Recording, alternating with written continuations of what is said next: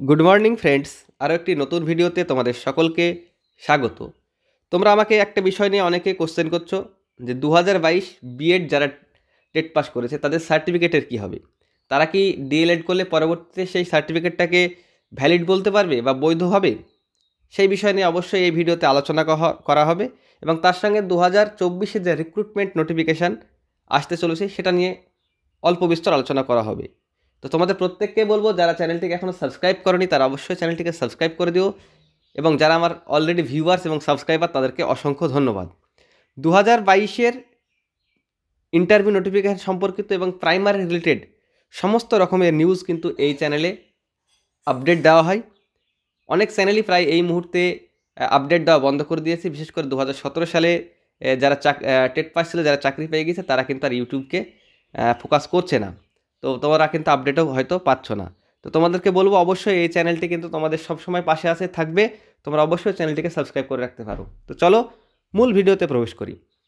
2022 যে B Ed ডিগ্রিধারী TET pass ক্যান্ডিডেটরা আছে তাদের সার্টিফিকেট ভ্যালিড হবে কি হবে না।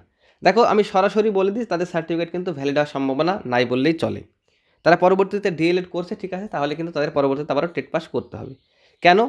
দেখো, 2022 যে বিএড টেট পাস, এই বিএড টেট পাস অর্থাৎ বিএডদের প্রাইমারিতে এলিজেবল বা প্রাইমারি রিক্রুটমেন্টে অংশগ্রহণ করাটাই কিন্তু বর্তমানে অযোগ্য। কারণ সুপ্রিম কোর্ট জাজমেন্ট দিয়ে দিয়েছে 2018 সালের গেজেটটাই বাতিল। তার মানে যারা পরীক্ষা দিয়েছিল তারা কিসের ভিত্তিতে পরীক্ষা দিয়েছিল? বিএডরা যে টেট পরীক্ষা দিয়েছিল 2018 গেজেটের ভিত্তিতে, কিন্তু আজকে সেই গেজেটটাই নাই। তাহলে তাদের সার্টিফিকেট কীভাবে ভ্যালিড হয়? তাদের সার্টিফিকেট কিন্তু কোনোভাবে ভ্যালিড হবে না। এখন তোমরা আমাকে অনেকেই বলবে যে তাহলে 2014 সালে হচ্ছে টেট পাস, পরবর্তীতে ডিএলএড করে তারা কী করে নিয়োগ অংশগ্রহণ করছে? দেখো, 2014 সালের গেজেট কী ছিল? নন ট্রেন্ডও কিন্তু পরীক্ষা দিয়েছে তারা।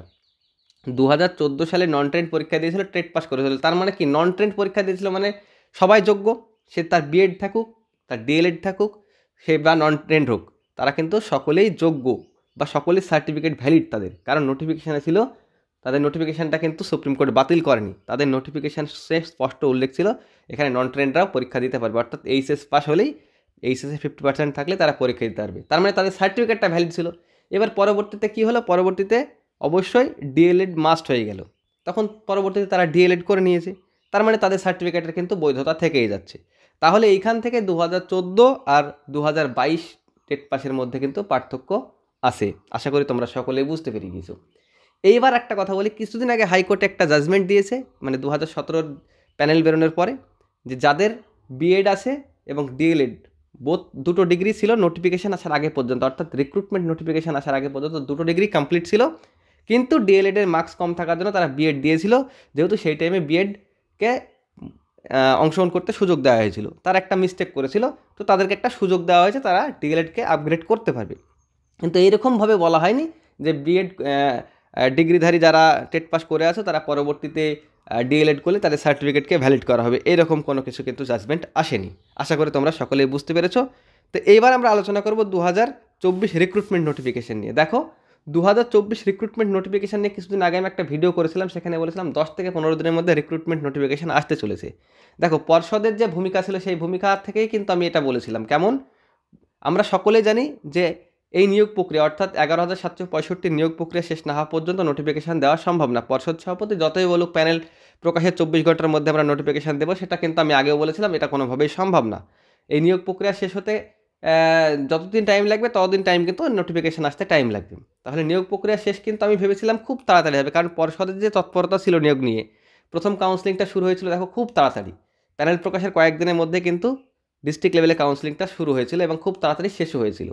সেই নিরিখে আমি ভেবেছিলাম 15 থেকে 20 তারিখের মধ্যে, অর্থাৎ 15 ফেব্রুয়ারি থেকে 20 ফেব্রুয়ারির মধ্যে কিন্তু স্টেট কাউন্সিলিং কমপ্লিট হবে এবং নিয়োগ প্রক্রিয়া কমপ্লিট হয়ে নোটিফিকেশান আসবে। কিন্তু কি দেখা গেল, গতকালকে স্টেট কাউন্সিলিংয়ের নোটিফিকেশান দিচ্ছে, 21 তারিখ থেকে শুরু হচ্ছে এবং কয়েকটা ফেজে কিন্তু স্টেট কাউন্সিলিং হবে। মানে কালকে দেখলাম নট এক্সামটেড, এই এক্সামটেড ক্যাটাগরির জেনারেল ভ্যাকান্সিগুলোকে ক্রিয়েট করা হবে, মানে পূরণ করা হবে, ঠিক আছে। তো তারপরে আবার দেখা যাচ্ছে যে আরেকটা এক্সামটেড ক্যাটাগরির জেনারেল দেবে, তারপরে কাস্টের আসবে। তো এইভাবে আস্তে আস্তে কিন্তু একটা টাইম নিতে পারে, মোটামুটি ফেব্রুয়ারিটা কিন্তু স্টেট কাউন্সিলিং চলবে। তার মানে ফেব্রুয়ারি মাসে কিন্তু কোনোভাবে নোটিফিকেশান আসা সম্ভব নয়। এটা কিন্তু বাস্তব সত্য কথা। এবার ফেব্রুয়ারি পরে তোমাদের কিন্তু ফোকাস করতে হবে, দেখতে হবে। এখন আর ফেব্রুয়ারির আগে তোমাদের ভেবে কোনো লাভ নেই। এখন ভোট চলে আসবে, কী চলে আসবে সেটা আলাদা বিষয়, সেটা নিয়ে আমি এই ভিডিওতে আলোচনা করছি না। এটুকু তোমাদের বলতে পারি। তবে একটা কথা তোমাদের বলতে পারি, ভ্যাকান্সি কিন্তু যথেষ্ট আসবে, এ নিয়ে সন্দেহ নেই। ভ্যাকান্সি কিন্তু তোমাদের মনোমতোই আসবে। তো তোমাদেরকে অবশ্যই ধৈর্য ধরতে হবে, সবুরে নেওয়া ফলে। আমি বারবার এই কথাটা বলি, এত উতালা হলে হবে না, নোটিফিকেশান আসবে, তোমাদের সকলের চাকরি হবে, এই আশা রেখে এই ভিডিওটা এখানেই শেষ করছি। Thank you.